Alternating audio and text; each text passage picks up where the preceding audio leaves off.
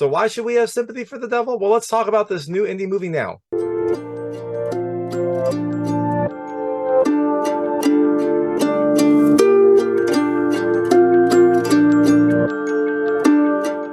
everyone, this is David Stark from Watch Your Past. I'm here to talk to you about Sympathy for the Devil, which comes to theaters on July 28th, 2023. So I didn't know anything about this movie going into it. I thought maybe it was gonna be a horror movie. It kind of is, but oh my gosh, it is such a great little indie gem. I really enjoyed it. It was such a nice breath of fresh air. It's a small cast, it's a small story, but it has some really great writing, some good acting, and some fun twists along the way. My hot take is, look, I think you should watch it. It has a really wonderful premise, some really great acting by Nick Cage and Joel Kinnaman, and some twists and surprises along the way. I really liked it. It was just such a nice, refreshing breath of fresh air, and it does have a little bit of a kind of horror thriller elements. But overall, it's just a really enjoyable film. And I say enjoyable, it kind of makes it seem like a happy-go-lucky film. It is not. There are some heavy themes that are dealt with in this film, but I just enjoyed the whole process of watching it and just seeing this story develop. So I'm going to tell you a little more about the film, a few things I liked, a few things I didn't like, and then go into the ending. So as you can imagine, there will be spoilers in the ending section. If you don't want to know what happens in this film, and I would probably suggest you don't, there are some big twists along the way, then turn it off when I get to the ending section. But before that, I'll keep it vague, I'll keep it spoiler free, and I'll let you know when I get to those spoilers. So in Sympathy for the Devil, you have David Chamberlain driving to go visit his wife at the hospital. She's about to give birth to their second child. He drops his first child off. He's on his way to the hospital. When he gets there, though, a strange, like flamboyantly dressed character gets into his car, points a gun at him, and tells him to drive. Well, of course, David's going to do this. And as he drives, as he kind of follows the directions, we learn more about both David and this strange passenger and try to figure out what he wants and how this night will end. The things I like about this movie, the first, look, I love the music. It has a really great musical track to start off. It really kind of fits the right tone. It has this like old school Vegas song that plays. It really kind of sets the tone right. And then there aren't a ton of songs, but throughout the film, there are some nice unsettling tracks as the kind of tension grows and as we learn more about the characters. And then there is a pivotal scene later involving a jukebox that plays just this perfect song for that moment. Actually, when I talked to the director, the opening song and the jukebox song, those are the two like main songs that he had in mind, and both of them hit perfectly well. So I really love the music. I thought it was just a great way to start, and it really kind of amplified a very pivotal scene in the film. The second thing I love, look, I love the cast, but I really love Nick Cage. I thought he did a fantastic job. This role felt like it was like made for him. He like went full on Nick Cage, which I love. I love when Nick Cage kind of like goes all out. He's reserved at times, but when he kind of lets himself go, it is really fun to see. And you can tell he like fully bought into this character. Like the character has this like red shiny jacket. He dyes his hair red. He really kind of like embodies this passenger character and lets you kind of instantly know this is going to be an interesting person and something that's going to like mess up the night. The third thing I love, look, I love the practical effects. I love when films use practical effects, especially kind of horror thriller films. And this film is no exception. There aren't a ton of practical effects, but when they're there, they use them. And it definitely makes it so you don't get taken out of the scenes when they happen. Like they're fairly pivotal scenes. And so it's nice to make sure that when those happen, there are practical effects there. The fourth thing I love, look, I like the writing. I mean, this film is a lot of conversation. It is, a road trip type film with a few pivotal moments of conversation. And the writing's really good. It's really interesting. It kind of drip feeds you things here and there. It references things that happened before, references things that were going to happen later. It really kind of leaves you guessing what's going to happen and also like what the reason for this whole scenario is. And it's nice that it slowly builds and slowly like gives you hints here and there as the film progresses. And the last thing I love, look, I really like the setting. I thought it was a really smart setting. You start off in Vegas, you see these lights, it kind of gets you in the mood, it gets you kind of like in this environment. And then when they start driving, you get into like a more desolate desert area. And so you're not focused on anything around you. You're focused on the things that are happening. You're focusing on the characters and their interactions and what's going to happen next. It is a really smart way to set this film. And then there is this diner scene that is perfect. It just feels like it's out of an older style movie. They stop at this diner. It's bright. It's lit up. And they have a very important conversation and some important events there as well. That being said, things I didn't love as much. I mean, I really like this film. There wasn't a ton. There is, a couple minor things. One, I wish it was a little bit longer. I mean, the film, it's 90 minutes long. It's kind of a good length for an indie film, but I just wish there was a little bit more to this trip. I would have liked to have some more conversation. I would like to have some more kind of insight. I think that the film does a really good job, but I always want more, and I really loved kind of seeing the interaction between Nick Cage and Joel Kinnaman. So I would have liked to see more of that as well.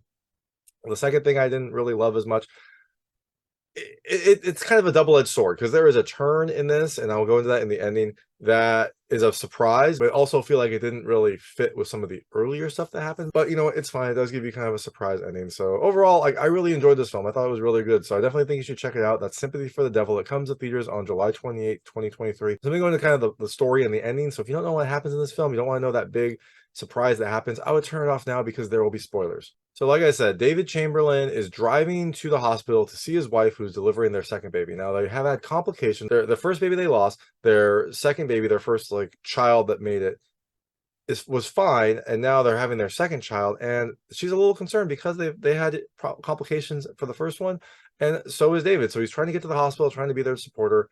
But right when he gets to the hospital, this strange person in this like red, you know, kind of almost like glittery but sequiny kind of looking performer coat and like red hair gets in his car, puts a gun to him, and says, "Drive." And saying, I need to go see my mother in a Boulder City, so you have to drive me."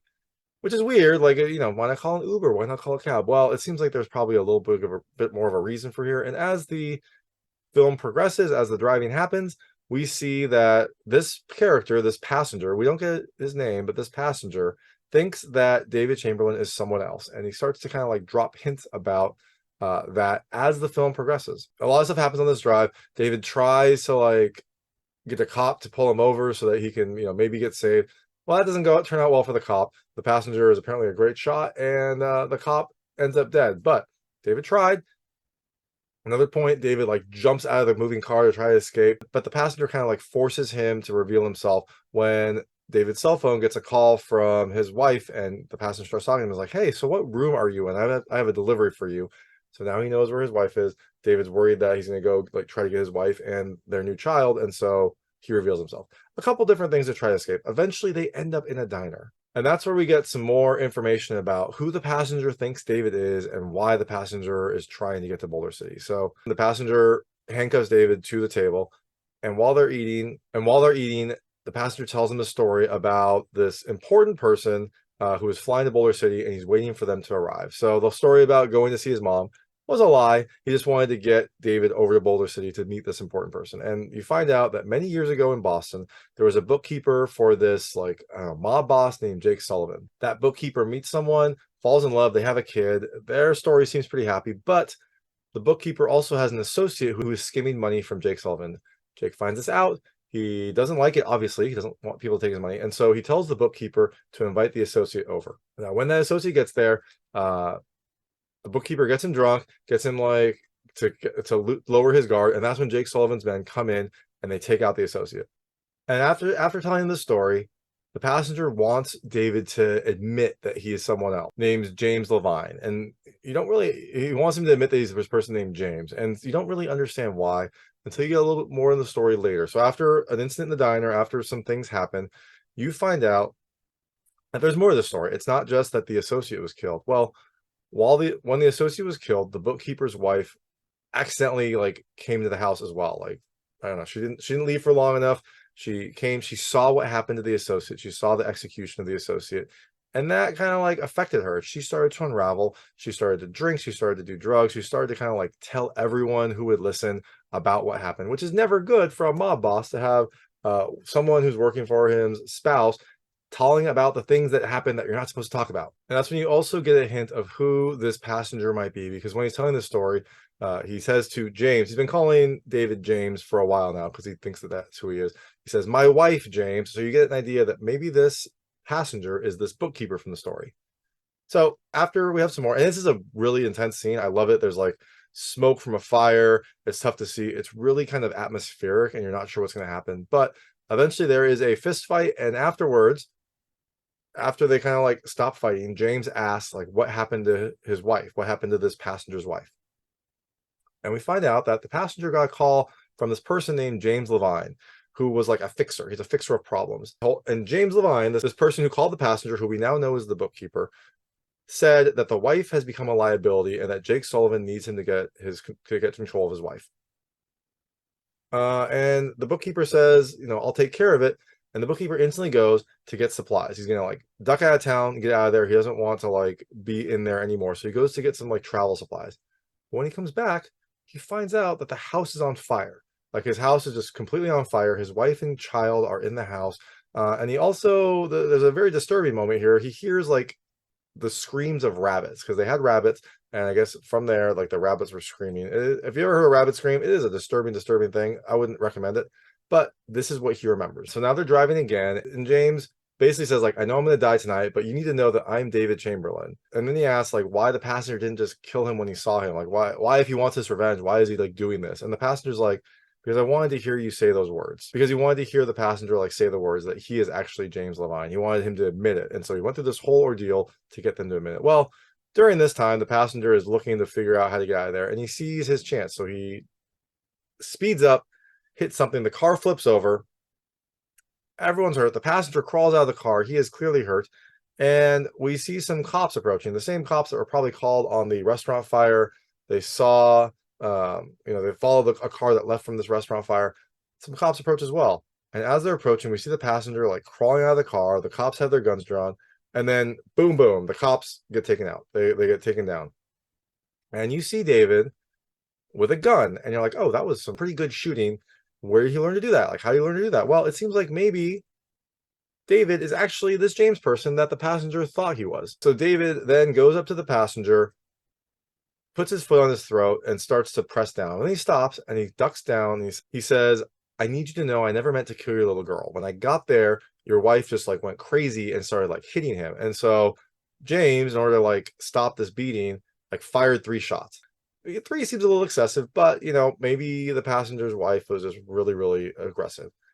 And it turns out that one of those hit the daughter and the other 2 hit the wife. So James accidentally killed the daughter. He wouldn't normally do this, but he accidentally did, and he killed the wife as well. So he set the fire to like cover it all up. Afterwards, he fled. He like got out of Boston. He came to Las Vegas, and he started drinking himself to death. He was just like so overcome with like the regret and the remorse of what he did. He started drinking himself to death. And that's when he met Maggie, his wife. And she like brought him out of the darkness, like gave him a life. But he does say that God was like evening the score when he took their first child. So remember, David and Maggie's first child died. Well, David / now James is and Maggie's first child died. But even though he had this new life, he still saw the bookkeeper's like wife and daughter in his head when he closed his eyes until his baby boy was born. That was like, I guess, the symbolism of a new life coming in. God didn't take this from him, so he's like getting a new lease on life, and that's when he finally was able to find peace. That's when James was finally able to like fully become David and find peace. And then James / David strangles the bookkeeper. He's on the ground anyways. He's pretty hurt, and we find out earlier that the bookkeeper seems to have lung cancer. He's been coughing a lot during this whole ordeal, and towards the end he starts coughing, and I think we find out that he does have lung cancer. So this seems like one last straw. This is his one last like chance at revenge. This is why he kind of went out there and went all in. I mean, he was pretty violent. He killed multiple people, pretty much haphazardly. So, it seems like he was just kind of going out with a bang. And now he is like finally dead. So now that the threat is over, James / David listens to a call from his wife who says like she knows he's safe. She knows that he's, going to come, and she's been praying, and she just knows that he's all right and wants him to come. So it seems like his wife is fully invested in this, in faith and whatnot. And it seems like maybe that has bled over into David as well. After this whole incident, we see some more cop cars on the horizon, and David just he wipes the gun down. He like gets down. He starts saying, I'm David Chamberlain. I'm David Chamberlain. I'm David Chamberlain, like getting back into that character. And then the cops show up, and boom, that is the film. It seems like this James character is now maybe completely gone, and David Chamberlain will now be his whole persona. He hit it pretty well. He didn't really get a sense that he had any sort of ability to fight or do anything. There were a few instances here and there, like at one point he like headbutted Nick Cage. At one point he like tried to fight him, but he didn't seem to be this like cold, capable person throughout. But the film is called Sympathy for the Devil.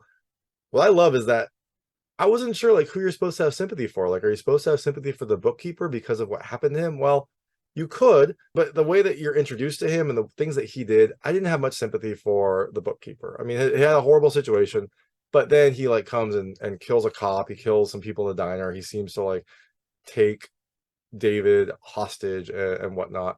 I liked his character, but I didn't have much sympathy for him. Or are you supposed to have sympathy for David, this person that like did something horrible and is now trying to live a new life? Like, he was also the devil. Like, he was a fixer. He did things, I assume, that were very, very bad.